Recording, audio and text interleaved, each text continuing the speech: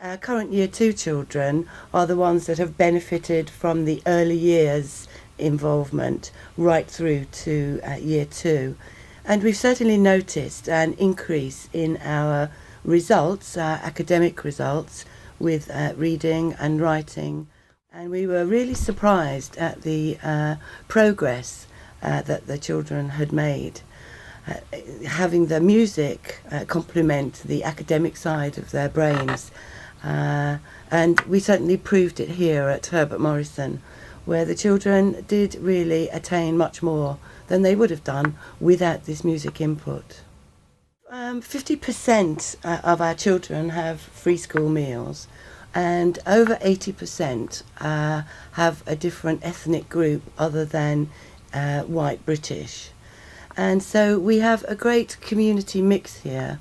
The social economic is described by the government as in need, and there's a lot of deprivation about.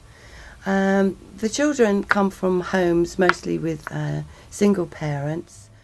I do know that the environment and neighbourhood that the children are living in can be quite difficult at times. And we found that our children are becoming more disciplined. They have a sense of belonging, I think, when they're playing their instruments and they're all in this orchestra together. They have this real sense of belonging and commitment to each other. And in taking part in the after-school clubs on the estate certainly keeps them out of a lot of trouble which they might be drawn in. Music can definitely improve people's lives. These children are having a different genre of music that they would not normally hear, and the improvement in their lives is great. They seem to be much more at peace. It's improved their listening skills, their reading skills. They concentrate a lot more in other lessons, and they have a creativity which is shown through the music, which falls into other lessons such as art and writing. The music gives them something to aspire to as well. And in hearing the different kinds of instruments that make up part of an orchestra, they're getting a far wider experience of the different types of music that are available for everybody.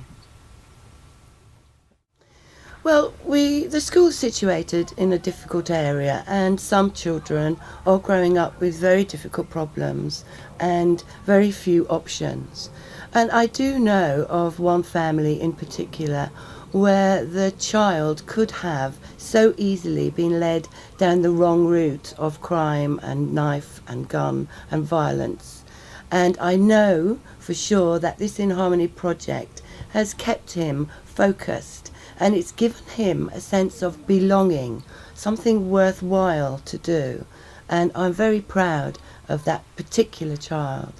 But I also do know that many of the children are going to come across difficulties, and I know some of the families are already experiencing this.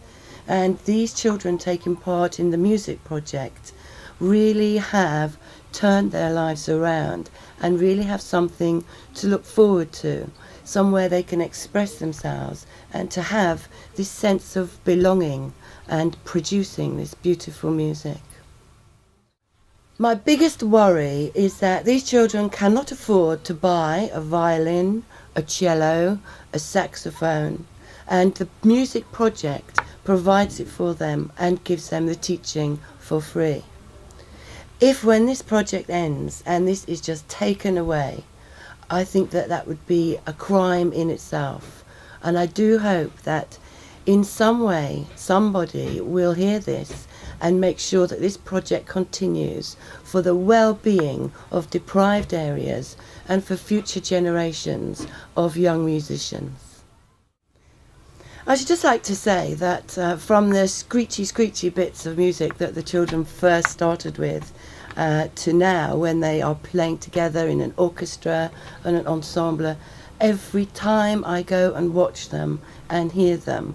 It moves me to tears at how beautiful the music is and how extremely proud I am of those children who have worked so hard to perform in such a way. I can't tell you how much I am proud of them and their families for allowing the children to take part in this most fantastic project. So well done, children.